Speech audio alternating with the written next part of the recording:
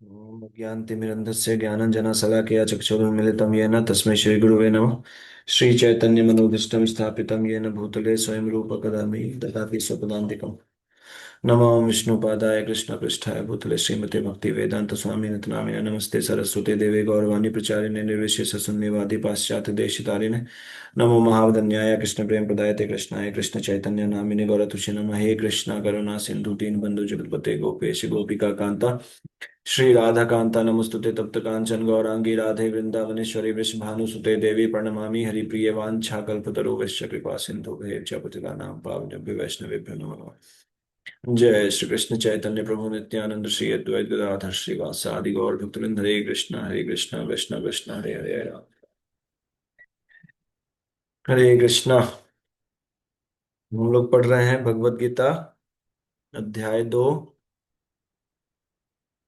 श्लोक संख्या हम आपको बताए थे 30 तक खुद से पढ़ना है। और वो एक टॉपिक कवर हो चुका है जिसमें शरीर और आत्मा के भेद के बारे में बताया गया है। तो आज हम लोग दूसरे अध्याय का 40वां श्लोक लेंगे सीधा। हम लोग क्योंकि महत्वपूर्ण श्लोक ले रहे हैं इसलिए बीच का श्लोक कुछ कुछ छोड़ भी रहे हैं, क्योंकि ओवरऑल भगवत गीता समझने के लिए अगर हम लोग महत्वपूर्ण श्लोक भी पढ़ लेंगे तो ऑलमोस्ट 50% हम लोग कवर कर लेंगे। ज्ञान के फॉर्म में रियलाइजेशंस किसी को उसी में 100 भी हो सकता है, 0 भी हो सकता है। तो वो डिपेंड करता है आपकी साधना पे, आप किस प्रकार अपने साधना करते हैं। तो जैसे जैसे जितना स्ट्रांग आपका साधना रहेगा, तो कोई कोई एक श्लोक से भी आप अगर एक श्लोक भी अगर आपको समझ में आ जाता है तो आप पूरी भगवत गीता का सार पकड़ सकते हैं। मतलब मूल बात यह है कि साधना बहुत इंपॉर्टेंट है, जो आपके ज्ञान को ग्रहण करने में बहुत काम देगा। ठीक है, आज हम लोग 40वां श्लोक पढ़ेंगे।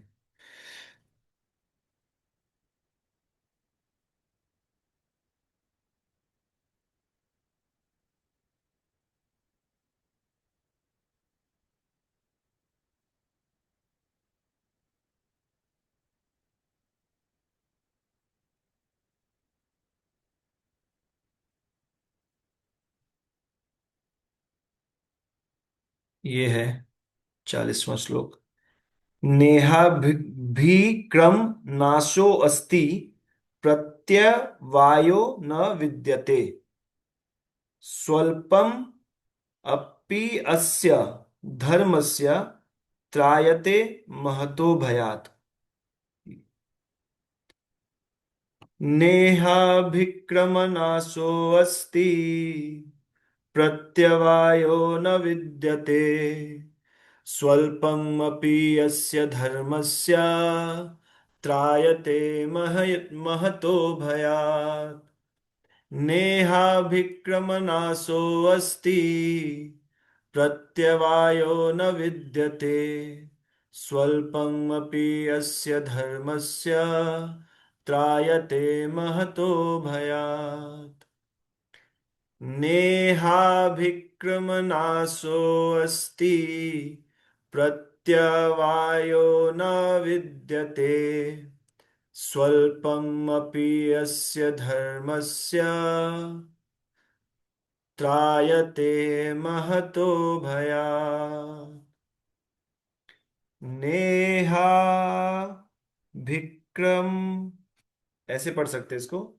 नेहा अभिक्रम नाशः अस्ति प्रत्यवायः न विद्यते सुअल्पम अपि अस्य धर्मस्य त्रायते महत भयात्। ये जो शब्दार्थ है, जब आप श्लोक पढ़ेंगे तो नीचे जो दिया हुआ शब्दार्थ है वो आपको श्लोक को समझने में बहुत आसान कर देगा, अगर थोड़ा सा भी आप ध्यान रखते हैं तो। क्योंकि ये जो वर्ड्स है इसके इसके इसको विच्छेद करके बताता है। जैसे नेहा है तो न इहा, ठीक है। उसके बाद यहाँ भी क्या, नेहाभिक्रम, तो इह और अभिक्रम मिलके आ हो गया, तो नेहा अभिक्रम। नासो अस्ति मतलब नास अस्ति।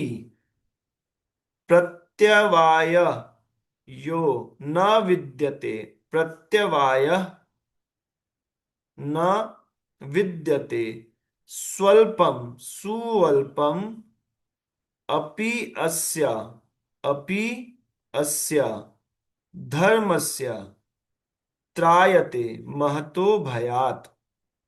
तो ये क्या है कि पूरे श्लोक को आपको समझने में आसान करेगा। मतलब क्या है कि इस प्रयास में, किस प्रयास में, जो भक्ति योग हम लोग सीख रहे हैं, इस प्रयास में न तो हानि होती है, न ही ह्रास होता है, अपितु इस पथ पर की गई अल्प प्रगति, थोड़ी सी भी प्रगति जो है, भी महान भय से रक्षा कर सकती है। जो महान भय, हमारे जो भौतिक भय है, जो संसार रूपी जो महाभय है, इससे भी रक्षा कर देती है।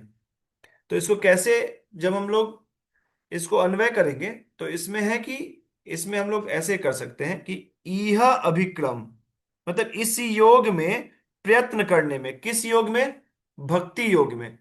भक्ति योग में जो हम लोग थोड़ा सा भी जप करते हैं, परिक्रमा करते हैं, भगवान का पूजा करते हैं, व्रत रखते हैं, इसमें अगर थोड़ा सा भी कोई अ, कुछ भी कर ले रहा है, अगर ये इस योग में प्रयत्न करने पे नहीं नास अस्ति, मतलब इस योग में जो पहला लाइन है, ने न यह अभिक्रम नास अस्ति, मतलब इस योग में जो भी प्रयत्न कर रहे हैं हम लोग, उसका नाश नहीं होता है, उसका क्षय नहीं होता है। ये पहला वर्ड है।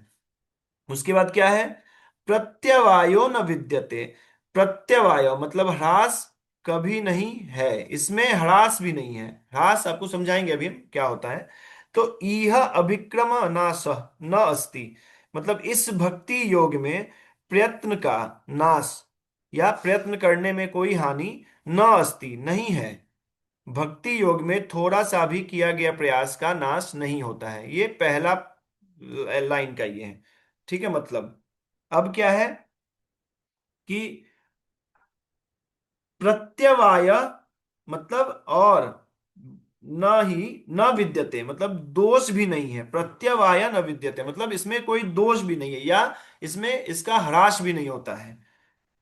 मतलब इसमें कोई दोष भी नहीं लगता है। जैसे कर्मकांड में कुछ भी गलत करने पे कुछ दोष लगता है, इसमें अगर कुछ गलत भी कर रहे हैं जैसे, तो भी आपका इसमें दोष नहीं लगता है। भक्ति योग के क्वालिटी है इसमें। इसलिए बहुत लोग बोलते हैं कि हम ऐसे, मतलब बहुत क्वेश्चंस इसमें होता है, वो इसी अज्ञानता की वजह से होता है, क्योंकि वो भक्ति योग को भी कर्मकांड समझ लेते हैं। उसके बाद क्या है, अस्य धर्मस्य, मतलब इस धर्म का, अस्य धर्मस्य स्वल्पम अपि, मतलब इस धर्म का थोड़ा सा भी पालन करने पे, स्वल्पम अपि, अस्य धर्मस्य स्वल्पम अपि, मतलब इस धर्म का, किस धर्म का, जो भक्ति योग जो धर्म है, भक्ति योग का स्वल्पम अपि, जो छोटा सा भी, थोड़ा सा भी जो हिस्सा अगर हम लोग पालन करते हैं, तो क्या है, महतो भयात, महान भय, संसार रूपी महाभय से, या महान भय से, भयात, भय से त्रायते, मतलब उद्धार करता है, त्राण करता है, तारण करता है, मतलब उद्धार करता है, हमको उससे मुक्त करता है, उसका जो भय है उससे पार कर देता है। तो अभी आपको इस श्लोक के हर एक वर्ड का मतलब आपको आना चाहिए कि, देखिए ये श्लोक जो है, ये बहुत होप गिविंग श्लोक है। ये श्लोक आप जब आप बहुत लो फील कर रहे हो भक्ति में, तो इसको जरूर आप एक बार पढ़ा कीजिए। इसमें क्या है कि इसमें आपको बहुत होप मिलेगा कि थोड़ा सा भी करने से इसका क्षय नहीं होता है, और इसका नाश भी नहीं होता है कभी। और उसके साथ साथ क्या कहते हैं, जो बहुत, जो संसार रूपी जो भय है, बहुत तरीके का जो भय है, जो है उसको खोने का भय, भय को भी डिफाइन किया गया। भय दो तरीके का होता है, एक जो नहीं है उसको पाने का एक चिंता, उसमें भय रहता है आदमी को, ये मिलेगा कि नहीं मिलेगा, ये होगा कि नहीं, ये करेंगे। और एक जो है उसको खोने का भी भय होता है। तो भय दो तरह का होता है। ये ऐसा ऐसा बहुत सारा महान भय है संसार में। संसार रूपी भय को भी पार कराने में ये मदद करता है। मतलब इस प्रयास में ना ही हानि होती है, ना ह्रास होता है इसका। इस जो भक्ति रूपी जो हम लोग प्रयास कर रहे हैं, और इस पथ पर की गई जो अल्प प्रगति है, जो थोड़ी सी प्रगति है, वो महान भय से रक्षा करती है। अब देखिए इसमें नेहा, आपको समझ में न, यह जो पहला वर्ड था उसको आप नेहा, हम लोग हमेशा याद करते हैं, नेहा विक्रम नाशो अस्ति प्रत्यवायो न विद्यते स्वल्पम अपि यस्य धर्मस्य त्रायतो महतो भयात। ये श्लोक हमेशा याद रखना चाहिए आप लोग, कि कोई भी बोले भाई इससे क्या होगा, इससे क्या होगा, अरे ये करने से क्या होगा भाई, ये जो ये जो हम लोग ज्ञान ले रहे हैं, ये जो हम लोग अर्जित कर रहे हैं कर्म, इसका कभी नाश नहीं होता है। और ना ही ये कभी हरास, मतलब आपको ना ही इसको बैकफायर करता है जैसे कर्मकांड करता है। समझ रहे बात को? तो इसको आप हमेशा याद, बार बार इसको याद करें, नेहा विक्रमो नाशो अस्ति प्रत्यवायो न विद्यते स्वल्पम अपि यस्य धर्मस्य त्रायतो महतो भयात्। तो इसमें कोई भी बोलेगा कि अरे एक दिन करने से क्या होगा, हाँ सही बात है, करना तो हर दिन चाहिए, लेकिन ऐसा नहीं है एक दिन करने से। अच्छा मान लीजिए कोई आदमी प्रण लिया हम 100 करोड़ नाम जप करेंगे, भाई कुछ भी ऐसा कोई अगर प्रण लिया है, अगर वो हर दिन 1 लाख 1 लाख कर रहा है तो पूरे जन्म में तो कर ही लेगा 100 करोड़। तो इस, और सबसे बड़ा बात है कि इसका कभी नाश भी नहीं होगा, ये कभी जो खत्म भी नहीं होगा, कि जब भी आप अगला स्टार्ट होगा, ये अगर 2% भी खत्म कर लिए तो वो तीसरे परसेंट से स्टार्ट होगा, 2.1 से स्टार्ट होगा। ये हम नहीं बोल रहे हैं, ये शास्त्र बोलता है। और ये सिर्फ यहाँ नहीं लिखा है, ये भागवतम में भी लिखा है, और ये बहुत सारे पुराणों में भी लिखा है, पर हम तो भागवतम को जानते हैं, लेकिन जैसा बोला गया है। दूसरा क्या है कि चलिए ठीक है, इसमें अभी अभी रहने देते हैं, नहीं तो डिटेल हो जाएगा। दूसरा क्या है, अभिक्रम मतलब प्रयास होता है। जो अभिक्रम यहाँ है, नेह न यह अभिक्रम नासो अस्ति, यह अभिक्रम न अस्ति, मतलब इस अभिक्रम का, इस जो प्रयास का हम लोग प्रयास कर रहे हैं। कोई बोल सकता है भाई ऐसा तो साधु लोग देखो कितना है, तुम लोग इसके करने से क्या होगा, प्रयास कर रहे हैं ना, इस प्रयास का भी हानि नहीं होता है, इस प्रयास का भी नुकसान नहीं होता। बिना मन के करे, मन के करे, करना तो मन से चाहिए, लेकिन मन लगेगा नहीं, संस्कार ऐसा है, तो बिना मन के भी करना चाहिए। और ये एक ऐसा बैंक बैलेंस है जिस जो आपको कभी बैकफायर, ऐसे ऐसा कर्म है जो आपको कभी बैकफायर भी नहीं करेगा। मतलब आपको कभी इसका ये भी नहीं होगा कि आपको इसकी तकलीफ, गलत हम बोल दिए राम, अभी राम रामा इसी में घुस रहा है, अरे उसका भाव देखो, भक्ति में भाव भी बहुत मैटर करता है। जैसे मैं अभी और डिटेल में जाएंगे हम लोग, वही बताएंगे। जैसे इसमें एक चीज और डिफरेंस का ये समझने का है कि नाश और ह्रास क्या होता है। तो नाश मतलब जो खत्म हो जाता है, तो इसमें क्या है कि भक्ति जो है वो खत्म कभी नहीं होता है। जिस परसेंट में आप किए हुए हैं उसका कभी भी नाश नहीं होगा, खत्म नहीं होगा। जैसे भौतिक क्रियाकलाप में बहुत कुछ चीजें होती है, वो अगर आप छोड़ देंगे तो उसका नाश हो जाएगा। जैसे, या उसका ऐसा नहीं है कि आपको तुरंत रिजल्ट मिलेगा। जैसे अगर आप बीटेक कर रहे हैं और बीटेक 3.5 साल कर लिए और 8वां सेमेस्टर नहीं किए, तो भी आप कैसे नहीं कि 3.5 साल का आपको छोड़ा हाफ बीटेक देके भेज देगा, आपका बीटेक तब भी वो नहीं होगा। मतलब आपको कंप्लीट ही करना पड़ेगा तभी जाके वो डिग्री मिलेगा। ऐसा एक एग्जाम्पल है, आप अभी इसको रिलेट भी कर सकते हैं, चिंतन जब करेंगे तो आप किसी भी चीज से रिलेट करेंगे। आप देखिए स्वजन का भी, खैर इसमें अभी बताएंगे तो आप लोग अभी समझ नहीं पाएंगे, रहने दीजिए।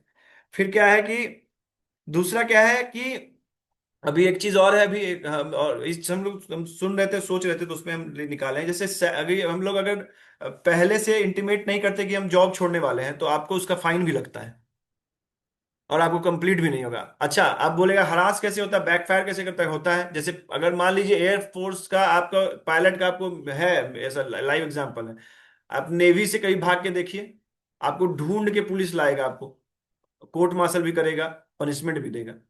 दूसरा है, अगर आप किसी बैंक में ही हम लोग जब ज्वाइन किए तो 3 साल का बॉन्ड, कि अगर आप छोड़ेंगे तो इतना फाइन देना पड़ेगा आपको। तो ये क्या है, बैकफायर भी कर रहा है, भौतिक चीज बैकफायर भी करता है, और खत्म नहीं होने पे फल भी नहीं मिलता है। अभी आप बोलेंगे तो चलिए भौतिक चीज है, कर्मकांड और भक्ति में यही डिफरेंस। अभी भक्ति का आपको गुण समझ में आया कि न हरास होगा न नाश होगा। कर्मकांड में ये भी नहीं। जैसे अगर मान लीजिए आप कुछ भी श्लोक भी गलत अगर पढ़ते हैं, भले आप अनजाने में पढ़े हैं, तब भी उसका रिजल्ट एकदम उल्टा हो। जैसे हम आपको बताएं, केमिस्ट्री किसी भी लैब में अगर आप दो केमिकल मिलाते हो तो तीसरा रिजल्ट फॉर्म करना चाहिए। आप भले मन से करें या बिना मन से करें, वो रिजल्ट आ जाएगा। थोड़ा सा भी चूक होगा तो रिजल्ट गलत आएगा।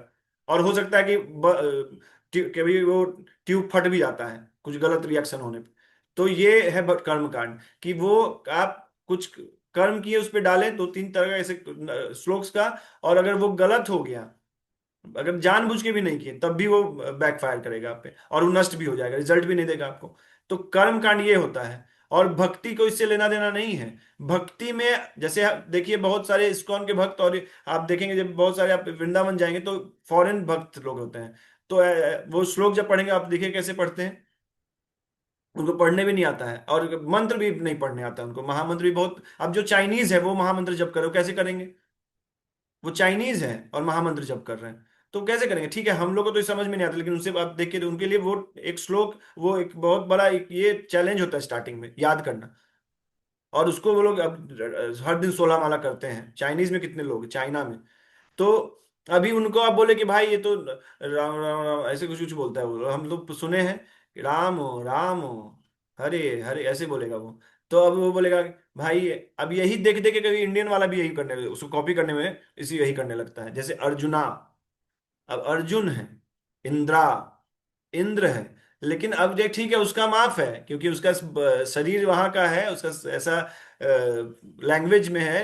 वो तो प्रयास उसका देखा जाएगा। आपसे ज्यादा डेडिकेटेड रहते हैं वो लोग भक्त। आप तो कभी देखिएगा, मंगल आरती आना है 4:30 बजे, चाहे ठंडा हो, बरसात हो, सर्दी हो, कुछ हो, आएंगे वो 4:30 बजे वो मंदिर में खड़े रहते हैं। हम लोग तो इसी में रह जाते हैं कि राम हो, अरे वो तो विदेशी है, विदेशी क्या भक्ति करेगा? आइए आप लोग अभी निकलिए ना मेढक, क्योंकि कुआं में बैठे हुए हैं। तो अभी एक कहानी है, दो मेढक बात कर रहा था, एक मेढक समुद्र से आया था, उसको कहीं गलती से आके उसको कुआं में डाल दिया गया। अब एक मेढक बोला कि भाई समुद्र बहुत बड़ा है। तो दूसरा मेढक बोलता कितना बड़ा होगा? यहाँ कूद के एक छोर से दूसरे छोर बोला इतना बड़ा होगा। बोला भाई तुमको समझ में नहीं आ रहा, इतना बड़ा नहीं होगा, बहुत बड़ा है। बोला कितना बड़ा? मान लो फिर से एक बार कूदा, बोला दोबारा होगा, इतने इससे दुगुना होगा। बोला भाई तुम नहीं समझ रहे हो, तुम नहीं नाप सकते हो। तो बोलेगा कि अरे भाई तुम पागल हो गया, तुमको समझ में नहीं आ रहा है। तो वही स्थिति हम लोग का है। भक्ति जो है उसको आप छलांग मार के, छलांग जो मार रहे हैं उससे आप नहीं समझ पाइएगा। निकलना पड़ेगा ना, एक्सप्लोर करिए आप, अपने ही लेवल से कीजिए, जिस भी स्थिति में आप हैं वहीं से आप स्टार्ट कीजिए। लेकिन वो कुआं के मेंढक की तरह जो बैठ के और कहीं अनुमान मत लगाइए कि कूद कूद के। आप बताइए वो मेंढक कभी समुद्र नाप पाएगा? अब उसको कोई बोले कि समुद्र उतना बड़ा होता है, उसको समझ में भी नहीं आएगा। अच्छा ठीक है, नाप नहीं पाए कोई, तो भगवान का नाम ले। तो भगवान का नाम लेगा तो जहाज की तरह है, तुरंत इस पार से उस पार एरोप्लेन में पूरा समुद्र देखते हुए चला जाएगा। है एक श्लोक है इसमें भगवत गीता में, आगे हम लोग पढ़ेंगे कि गाय के खुर के बराबर संसार का ये हो जाता है जो माया है। गाय के खुर बराबर जितना हम लोग को कष्ट होगा, मतलब जितना मेहनत लगेगा क्रॉस करने में, उतना ही भगवान का आश्रय है। तो इसमें दो तीन बात है। पहला बात तो ये है कि थोड़ा सा एक्सप्लोर कीजिए, बाहर का चीज भी बहुत कुछ है। बैठ के ये अहंकार है जो आपको अपने इस जो अपना एक स्फेयर है उससे निकलने नहीं दे रहा है। ये हमारा अहंकार है कि हम लोग को इसको ये निकलने नहीं दे रहा है इसको। इसीलिए दैन्यता आना चाहिए। वैष्णव का सबसे परम गुण गुण यही बोला गया है, तृणादपि सुनीचेना, तरोर अपि सही सुनना। मतलब तृण से भी अधिक अपने आपको नीच समझना चाहिए। अब नीच मतलब ये नहीं कि जो फालतू आदमी उसका ही पैर पकड़ते घूमे।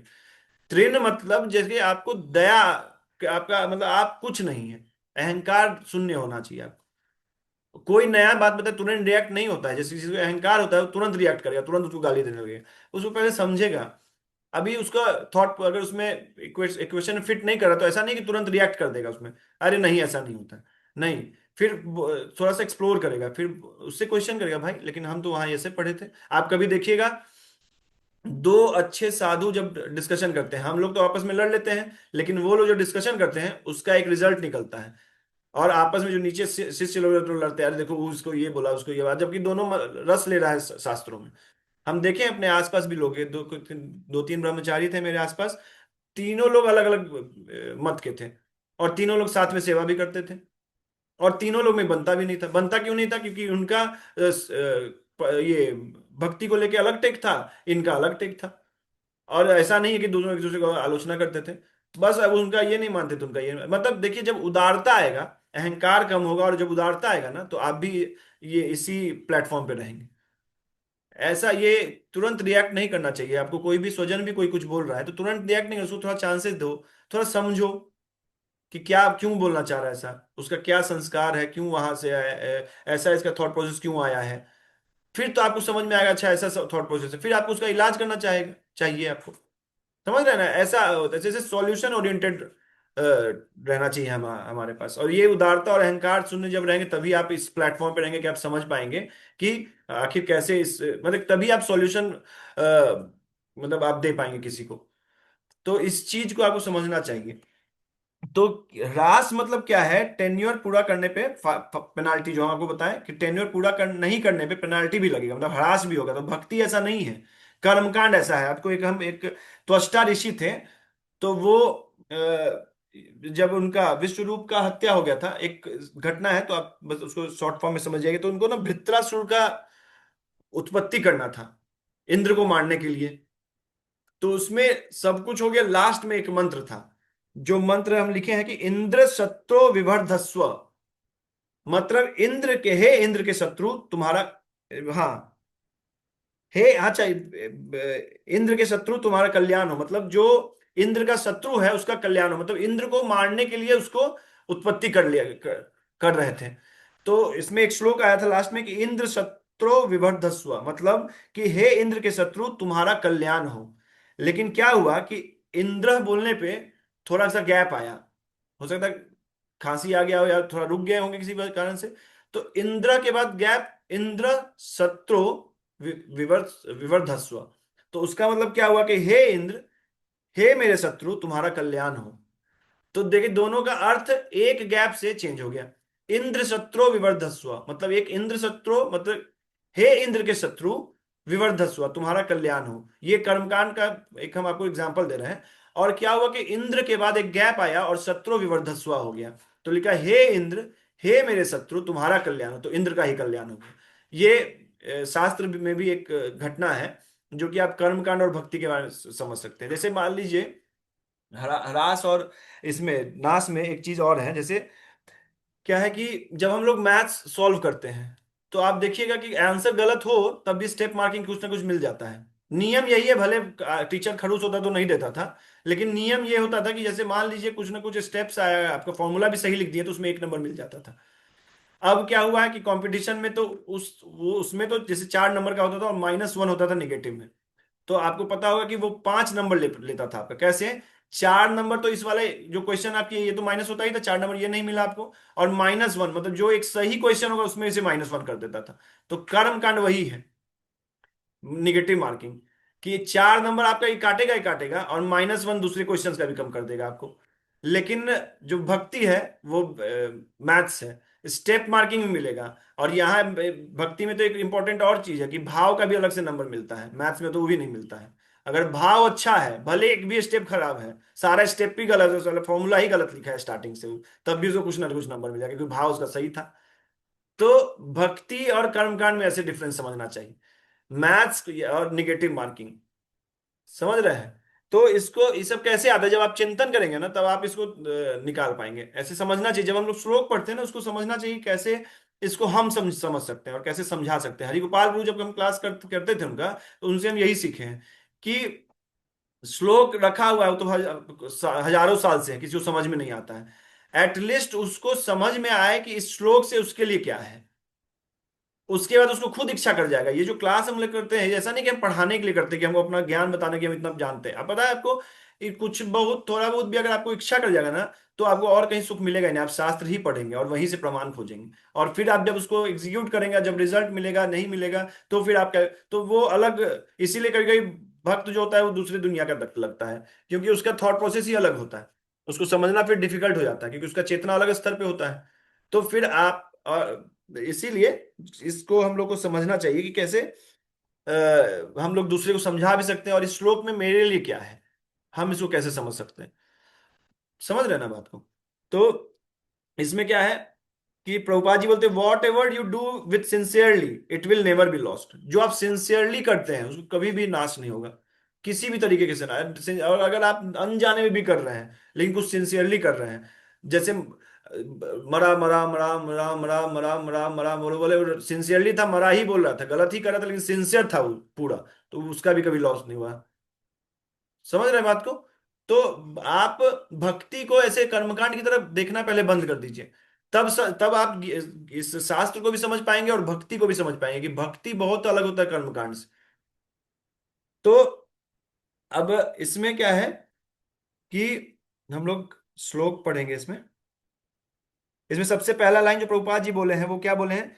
कर्म का सर्वोच्च दिव्य ज्ञान, यहां से पहला ही लाइन है।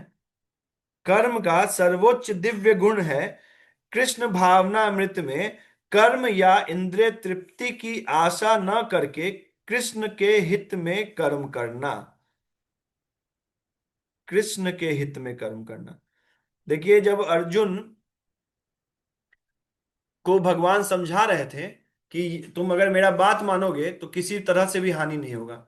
मान लो हार भी जाओगे तो स्वर्ग मिलेगा, और जीतोगे तो सारे राज्य तुम्हारा, सारा राज्य तुम्हारा, तुम सबके एक छत्र राजा राजा रहोगे।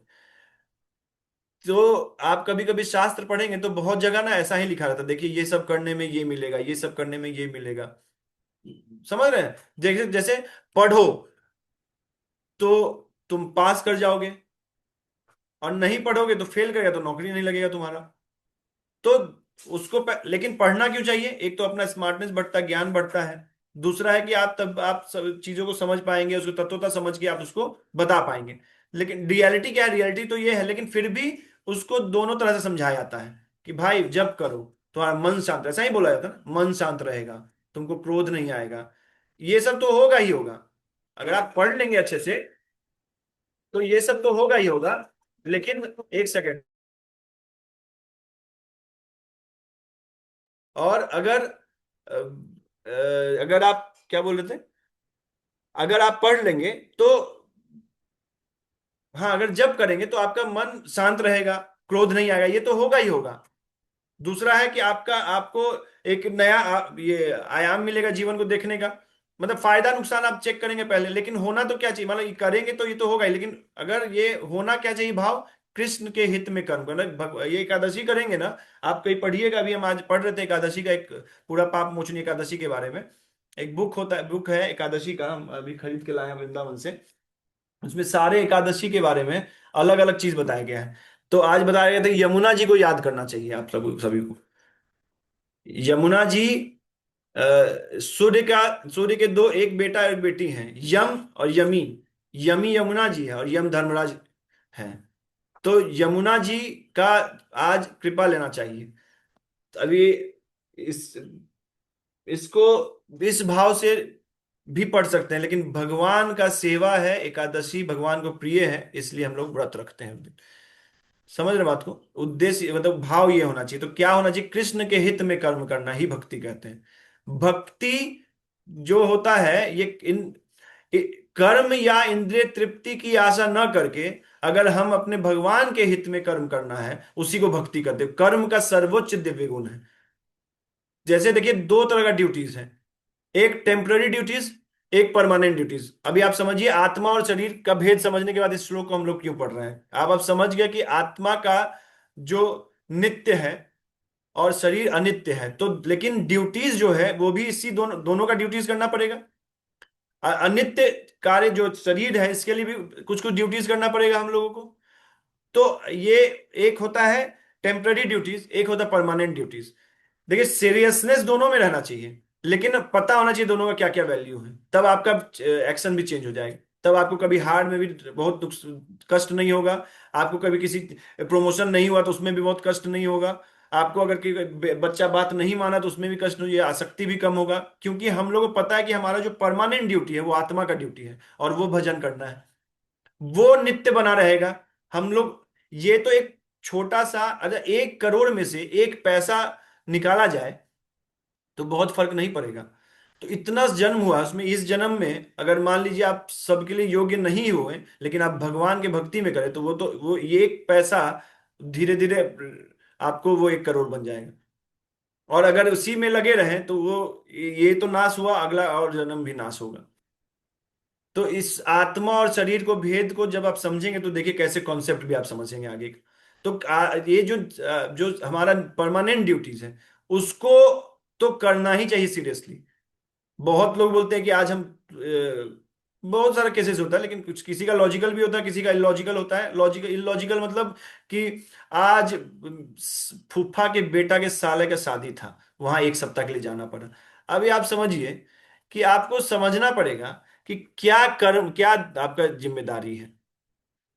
आपको हम बताए थे ना, नारद जी क्या बोले थे कि साले सलाहकार बने हुए हैं। उनको बहुत आश्चर्य हुआ कि आदमी यहाँ पे देखिए, नए नए जो ये कलयुग में नारद जी बताए हैं भागवतम में, कि बोले नारद जी से पूछे कि क्या स्थिति है उधर का। बोले क्या बताएं महाराज, वहां लोग खाना बेच के खा रहे हैं, पैसा ले रहे हैं। ये उनके लिए आश्चर्य था। ठीक है, चलिए, तो अभी लॉजिकल हो गया कि भाई देंगे किसी को फ्री में क्यों दें। दूसरा उसमें बोले कि साले सलाहकार बने हुए हैं। हम लोग अपने साला और साली को जो सलाह बनाए हुए हैं, सलाह मतलब वही अब सलाह इन लॉज की तरफ से अब आ रहा है लोगों की तरफ, कि क्या करना है क्या नहीं, कैसे घर चलना है, मतलब पत्नी ही के थ्रू आता है। तो ये उनके लिए आश्चर्य था। हम लोग को तो ये बहुत स्वाभाविक लगता है, इक्वालिटी है कि आना चाहिए इन लॉज की तरफ से, वो भी हमारे माँ बाप हैं। तो इस सबको समझना चाहिए किस किस लेवल तक आपका दायित्व है, कितना आपको स्तर उसको समझना है। नहीं समझ रहे हैं तो फिर उसका भी बहुत सारा प्रोज एंड कॉन्स की उसके लिए भी फिर बोलिए मत कि ऐसा हो रहा है ऐसा हो रहा है, आसक्ति नहीं टूट रहा है आसक्ति। तो सब चीज इंटर रिलेटेड है। हर चीज का एक लिमिट होता है, उस ड्यूटीज को आपको समझना बहुत इंपॉर्टेंट होता है। अब responsibilities in unlimited, responsibility unlimited है। अगर आप लेके तो बोलेंगे हाँ भाई वो भी हमारी पत्नी के माँ बाप है, तो वही माँ बाप है, उनका भी है, उसका बेटा है साला, मतलब आपका अनलिमिटेड है, लेकिन आपका जो क्षमता है वो लिमिटेड है। तो उस क्षमता, ये आपको समझना पड़ेगा। लॉजिकल इसको देखिए, हाँ भाई वो भी जन है, ऐसे कर करके आदमी भोग भोग रहा है कि साली भी तो, उसमें भी तो भगवान का वास होता है, उसका सेवा करते हैं। अभी आप देखिए कुछ लोग हैं, वो बोल रहे थे कि बता रहे थे प्रभु जी की, कुछ लोग कुछ पैसा जमा करते हैं और उसके बाद अपने स्वजन को घुमाने ले जाते तीर्थ स्थान, तो बोलते जन का सेवा हो रहा है। अब आप बताइए जन का सेवा है क्या, उसका भाव है क्या जन का सेवा का। वो भोग भोगना चाह रहा है, लेकिन अब पैसा तो निकालेगा नहीं कहीं भी किसी और के लिए, क्योंकि आसक्ति उसका स्वजन में घुसा हुआ है। तो उसको समझ ही में नहीं आएगा कि भाई कि उस पैसा का सेवा उस पैसा से कैसे करना। तो क्या करेगा, 10,000 रुपये बचाता है, उसके बाद चार पति पत्नी अपना दो बच्चा को लेके वृंदावन जाता है। अब फिर पूछा कि क्या क्या करते हैं, तो बोले बस हम सब 3 आदमी को हम वृंदावन धाम लेके गए। तो ये ड्यूटीज है उसका। तो आपको ये हम इसलिए बोल रहे हैं कि आपने अपने ड्यूटीज को आप जब तक नहीं समझेंगे, उसका एक लिमिटेशंस है। आप भगवान नहीं, आपका एक लिमिटेशंस होता है कि आप कितना तक आप किसी को खुश कर सकते हैं, कितने तक किसी के लिए मदद कर सकते हैं। इस चीज को हम लोग को अभी अभी आज के परिप्रेक्ष्य में इसको समझना चाहिए। लोग मतलब एकदम मर रहा है कि वो नहीं हमसे खुश है, तो उसका ये देखिए, निष्कामता अगर आएगा ना, आप बहुत भक्ति में भी अगर निष्काम है, मतलब कामना नहीं है बहुत, तो आप बहुत प्योरली उस चीज को दे पाएंगे। आ, आप किसी स्वजन का भी मदद तभी कर पाएंगे जब निष्कामता है। कभी भी किसी का भी मदद करना चाहिए उसको। मदद नहीं करते अगर उसकी आप कुछ उम्मीद करते हैं कि वापस ला के देगा आपको, उसको मदद नहीं करते हैं। वो सबसे निकृष्ट मदद है। मदद होता है निष्कामता के, हर एक एक्ट निष्कामता के साथ होना चाहिए, कामना रहित। यही भगवान समझाए हैं, निष्काम भक्ति। हम लोग हर एक एक्ट किसी न किसी इच्छा से करते हैं। जब ये इच्छा के बिना आप कोई कर्म करते हैं कि नहीं भाई करना चाहिए, मेरा दायित्व है कि हमको साधु संग करना चाहिए, मेरा दायित्व है, शरीर मिला है इसमें आत्मा है, इसका एक कर्तव्य है मेरा कि इस आत्मा को हमको ये देना है, नाम जप करना चाहिए। इसके लिए हमको शांति मिले, सुख मिले, अच्छा सा फल मिले नहीं मिले, इट डजेंट मैटर। भक्त ऐसा होता है, उसको पता होता है कि ये उसका जो कर्म है ये निष्काम पूर्वक होना चाहिए, उसको कैसे किया जाता है, उसको स्वाभाविक आने लगता है धीरे धीरे जब से भी। और जब साधु संग करेंगे जब आप, तो ये स्वाभाविक भी आने लगेगा आपको। ठीक है, इसमें बहुत ज्यादा नहीं बोलेंगे, बहुत बोल दिया ऑलरेडी। अब क्या है इसमें क्या है, फिर आगे लिखते हैं कि भौतिक स्तर पर, भौतिक स्तर पर प्रारंभ किए जाने वाले किसी भी कार्य को पूरा करना होता है, अन्यथा सारा प्रयास निष्फल हो जाता है। किंतु कृष्ण भावनामृत में प्रारंभ किया जाने वाला कोई भी कार्य अधूरा रहकर भी स्थायी प्रभाव डालता है। ये हम आपको अच्छे से समझा चुके हैं अभी। अब आप जब पढ़ेंगे तो अच्छे से आपको समझ में आएगा। ये ऑलरेडी हम बता चुके हैं, बीटेक वाला क्वेश्चंस और ये एग्जांपल आपका, वो पायलट वाला ट्रेनिंग का एग्जांपल, बैंक में जो बॉन्डिंग बॉन्ड जो साइन, डिफरेंट बॉन्ड्स होते हैं उसको साइन, तो ये सब आप इसको समझ पाते हैं। अच्छा चलिए, इसमें एक चीज और है कि इसमें अ, एक जगह अजामिल के बारे में बताया है।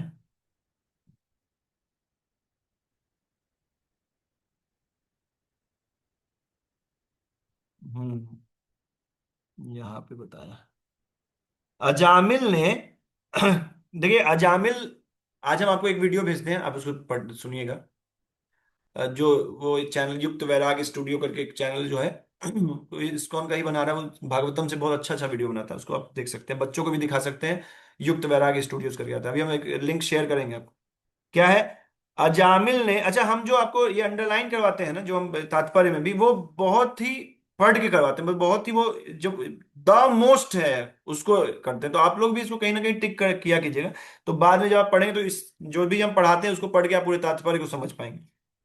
तो अजामिल ने कृष्ण भावनामृत में अपने कर्तव्य का कुछ ही प्रतिशत पूरा किया था, किंतु भगवान की कृपा से उस 100% लाभ मिला। अजामिल अपने माँ बाप को, एक वैश्या के लिए अपने माँ बाप को, अपनी पत्नी को, सब कुछ छोड़ के पूरा सारा व्यभिचार किया था, लेकिन फिर उसको विष्णुदूत जो थे उनके, उनका संग उनको प्राप्त हुआ, और उस उनसे फिर बाद में उनको मुक्ति मिला। और बहुत बड़े ऋषि थे पहले, अब लंबा कहानी बताएंगे कभी और।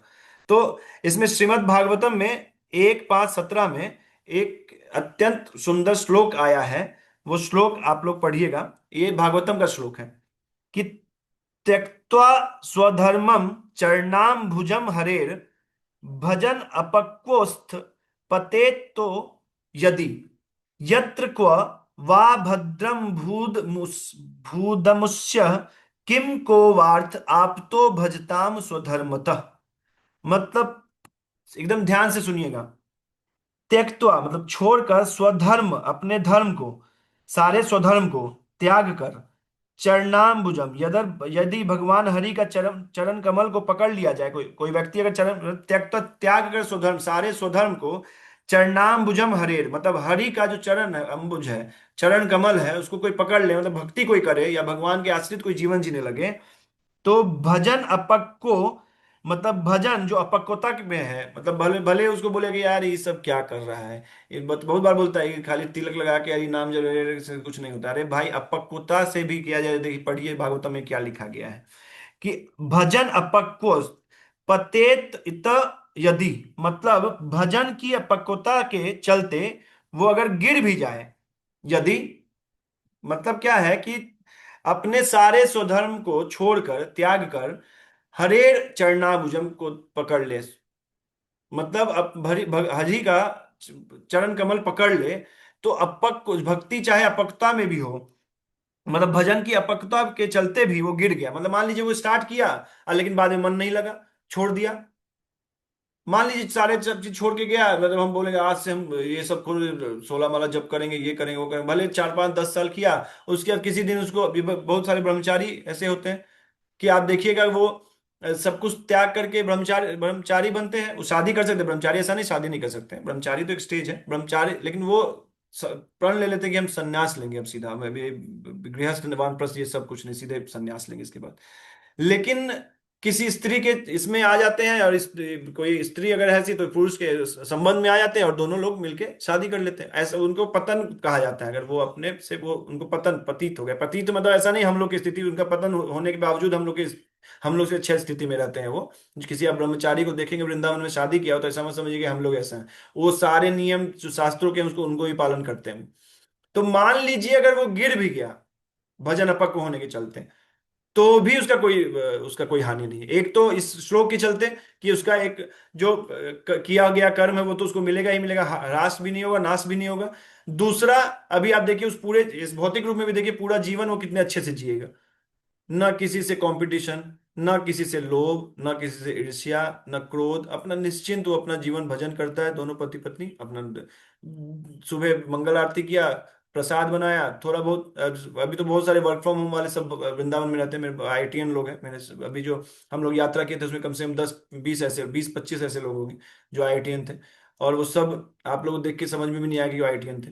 और वो लोग पैकेज हम लोग ऐसे तीन तीन लोगों का मिला दिया जाए तो उनका एक पैकेज हो, लेकिन वो लोग क्या करते हैं, देखिए सैटरडे संडे में हम लोग क्या करते हैं, ऊटी घूमने जाते हैं, मलेशिया और कहाँ, सिंगापुर, बैंकॉक। और वो लोग क्या कर रहे हैं, गिरिराज परिक्रमा किए थे और आज अक्रूर घाट में गए हैं। वर्क फ्रॉम होम भी चल रहा है, हम लोग तीन चार मिलके, अब उनका नसीब अच्छा नहीं भी मिले तो ऐसे भी लोग आपको मिलवाए हैं वहां पे हम कुछ लोगों से, जो प्लम्बर थे पहले, दिन का स्टार्ट ही करते थे दारू पी के स्टार्ट करते थे। अब भले अब वो अभी सब कुछ छोड़ दिया है, और मतलब ये नशा वशा छोड़ के भजन करने लगा, नशा वशा छूट गया, भागवतम पढ़ लिया, अब भगवत गीता पढ़ाते हैं वो। और एक छोटा सा एकदम रूम है, मतलब हम लोग का जो रूम होगा उसका आधा रूम होगा, और उसी में किचन भी है, और वो पति पत्नी और बच्चा रहते हैं। लेकिन कल वो जो गेट खोला तो वहां से राधा रानी, बरसाना के राधा रानी मंदिर दिख रहे थे। एक तरफ राधा रानी मंदिर दिख रही थी, एक तरफ पहाड़ दिख रहा था ऐसे छोटा सा, और वहां भी एक मंदिर है, वो मान बिहारी मंदिर के कौन मंदिर था वो, दोनों मंदिर दिख रहा था वहां। अभी मान लीजिए वो नहीं भी भक्ति छोड़ भी दिया, तो उसका देखिए क्या लॉस हुआ, एक तो ना नाश हुआ ना हरास हुआ, और उसका जीवन देखिए, उसको कुछ इच्छा नहीं है। वो भले वहां नौकरी करता है, नौकरी करेगा, 20-25 हजार रुपये कमाता है, 10 हजार 15 हजार रुपये, 10 हजार भी कमाता है तो उससे ज्यादा ध्यान दे देता है। 10 हजार कमाता है, 5-6 हजार दान ही दे देता है, साधु साधु सेवा, इस सब में 4-5 हजार जितना भी खाना पीना चलता है। उसकी बच्ची को भी फ्री एडमिशन मिल गया वहां पे स्कूल में, एक वहां सोशल सर्विस करने वाला मिल गया, उसको ट्यूशन भी पढ़ाता है, और वो पढ़ती भी है, और इसको एक एक श्लोक याद है। और इतनी इतना अच्छा उसका जीवन बीत रहा है। मान लीजिए अगर वो आज भक्ति छोड़ भी दे, अब एक ऐसा है कि जो दोबारा बहुत गर्त में नहीं जाएगा, उसको ऐसा नहीं नासे हो जाएगा। तो क्या नुकसान हुआ, मान लीजिए वो सब कुछ रिस्क लेके अपना, ये एक बार रिस्क लिया, सब कुछ छोड़ के एक बार चला गया वृंदावन, उसके घर में सब मीट खाते हैं, मान लीजिए और भी तरह तरह के व्यभिचार करते हैं, तो कम से कम उससे तो लाख गुना अच्छा, अभी वो दूसरे का भी हेल्प कर रहा है, उनके भाई का, अपने सबको वो ये कर रहा है। वो गिरेंगे नहीं, हमसे बहुत स्ट्रांग है, लेकिन फिर भी हम बता रहे हैं आपको कि देखिए अगर उसको, अगर भक्ति छूट भी जाए तो भी नाश नहीं होता, ये बोलते हैं। अभी इसमें अगला श्लोक है, अगला ये है, अब खत्म ही करेंगे।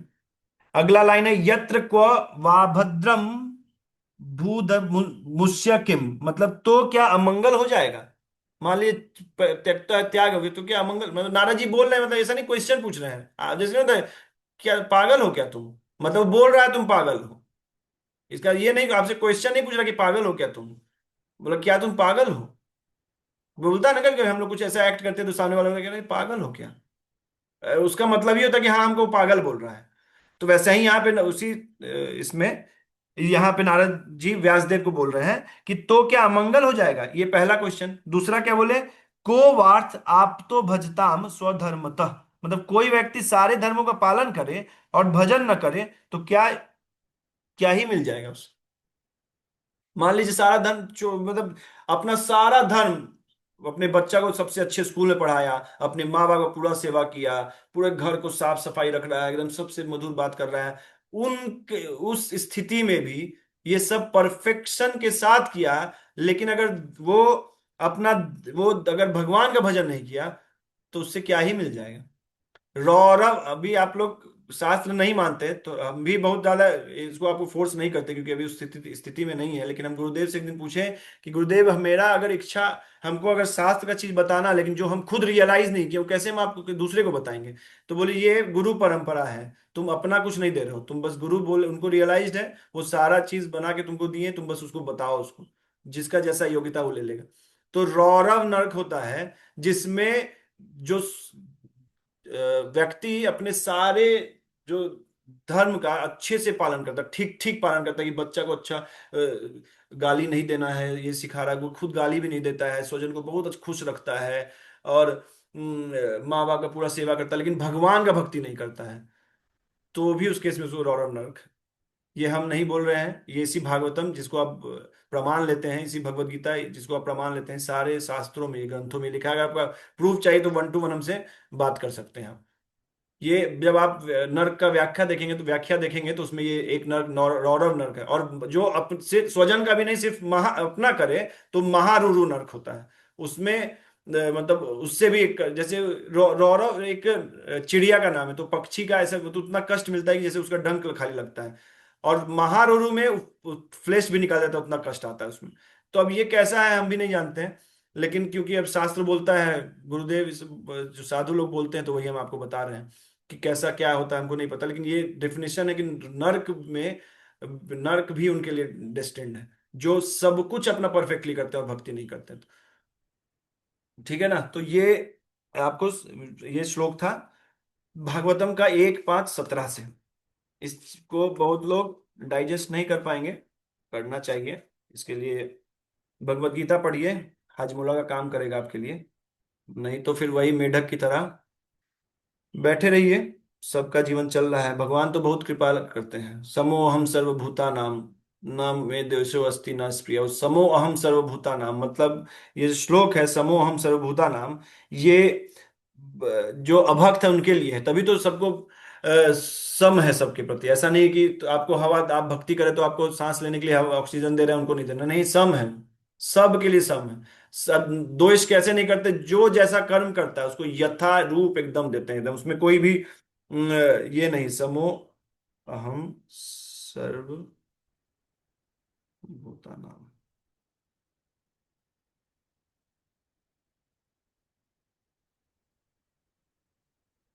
9वें अध्याय का 29वां श्लोक है। समोहम सर्वभूतेषु नामे द्वेषो अस्ति न स्प्रिया। ये जो पहला लाइन है, यह भक्तों के लिए है। द्वेष कैसे नहीं करते हैं, कि ऐसा नहीं है कि आप अगर जितना खराब काम किए उतना ही आपको ऐसा नहीं कि उससे भी ज्यादा आपको देते हैं। तो सम हुआ ना भाई, मान लीजिए आप कुछ गलत कर रहे हैं, तो ऐसा नहीं कि आपको एक्स्ट्रा धारा कोई ये जज कर देगा, लगा देगा और आपको अलग से फांसी सुना देगा। नहीं, जितना जिसके लिए सजा योग्य है उसको उतना ही देता है। अगर वो नहीं दे, उससे ज्यादा लगा रहा है जबरदस्ती, तो सम नहीं है, वो द्वेष करता है उससे। तो भगवान वैसा नहीं है, जो आप पे धारा लगना चाहिए एग्जैक्टली वही धारा लगाते हैं। सम है वो, अन्ना द्वेष है उसमें। तो ये सारे अभक्तों के लिए भी है ये। भक्त के लिए है, अभक्त ये सॉरी, ये पहला जो लाइन है ये भक्तों के लिए है। जो भक्त नहीं है उनके लिए भी है, जो इस जीवन में सिर्फ भोग भोगना चाह रहे हैं और एक सात्विक जीवन जीना चाहते हैं। हाँ, जो सात्विक जीवन जिएगा उसको आज मान लीजिए आप एक छोड़ के कहीं एक अकेले गांव में चले गए हैं और एक अपना घर बनाए हैं, ज्यादा किसी मतलब नहीं, सब कुछ छोड़ छाड़ के बैठे हैं, तो हाँ आपको बहुत कम, आपको क्रोध लोभ मोह होगा, संस्कार बस आपको ऐसा रहने का इच्छा किया, तो आप जा रहे हैं, वहां रह रहे हैं। बहुत लोग हैं सात्विक तरीके से रहते हैं, हाँ उसको शांति मिलेगा। प्रकाशिका खूब एकदम नॉवेल लिखेगा, नॉवेल पढ़ेगा, खूब अलग अलग चीज व्याख्या करेगा अपने इससे, उसका प्रकाशिका मतलब पाप रहित जीवन भी हो जाएगा। तो पाप रहित जीवन होते ही सुख मिलेगा, अनर्थ नहीं मिलेगा उसको। प्लस उससे बहुत चीज उसका बहुत ऑलरेडी उसका खत्म हो जाएगा, जैसे डीलिंग्स है नहीं ज्यादा, तो बहुत ज्यादा राग द्वेष होगा नहीं। तो ये जो सम है, जो पहला लाइन है, ये अब अभक्तों के लिए। और दूसरा लाइन क्या है, कि ये भजंती तू माम भक्त्या मई ते तेसु चाप्य हम। मतलब, but whoever renders service unto me in devotion is a friend, is a me, and I am also friend to him. मतलब क्या हुआ, लेकिन जो मेरे भक्ति में लगा होता है वो मेरा दोस्त है और हम उसके दोस्त हैं। मतलब वो मेरे हृदय में बैठता है और हम उसके हृदय में बैठते हैं। और जब भगवान आपके हृदय में बैठेंगे तो आपको टेंशन लेने का फिर, हृदय में है, बैठेंगे क्या, हृदय में है उस, जो मल जो जमा है संस्कार का चित्त पे, चेतना पे, उसको हम लोग अपने आध्यात्मिक क्रिया से जब हटाएंगे, तब हम सेकेंड लाइन को अच्छे से अनुभूति कर पाएंगे। नहीं तो तब तक पहले ही लाइन पे हम लोग घूमते रहेंगे। समो हम सर्वभूतेषु न मैं दोषो अस्ति न स्पृहा, ये भजंती तू माम भक्त्या मयि ते तेषु चाप्य हम। वाह, क्या श्लोक। इसको पढ़ के आप लोग को भी रस लेना चाहिए कि भक्त जो होता है ना, इसीलिए आनंद का अनुभव हमेशा करता रहता है। तो सत्यनारायण भगवान का कथा जो है, 40वां श्लोक वाला खत्म हो गया है। अभी हम लोग लाइन से श्लोक, अभी सब श्लोक पढ़ेंगे। 40 के बाद 41, 42, 43, 44, 45, अभी सब इंपॉर्टेंट श्लोक है। 44 तो बहुत अच्छा श्लोक है। भोग ऐश्वर्य प्रसक्ता नाम तया अपहृत चेतसाम व्यवसाय आत्मिका बुद्धि समाधो न विधियत। और भी श्लोक सब है, बहुत अच्छा श्लोक है। एक एक श्लोक पे आपको देखिए कितना कुछ सुनने को मिल रहा है।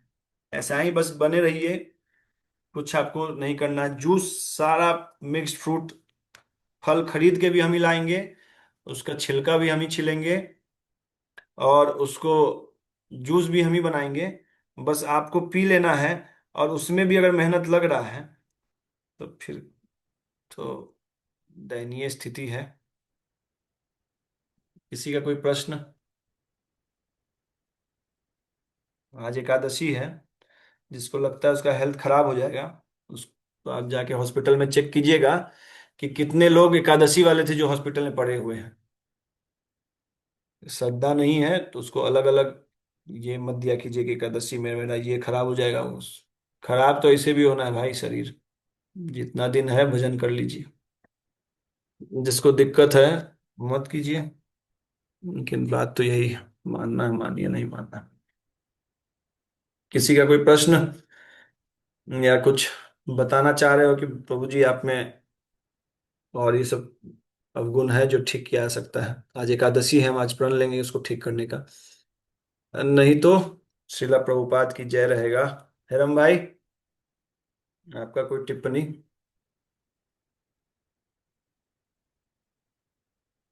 संस्कृति समझ में आ रहा है?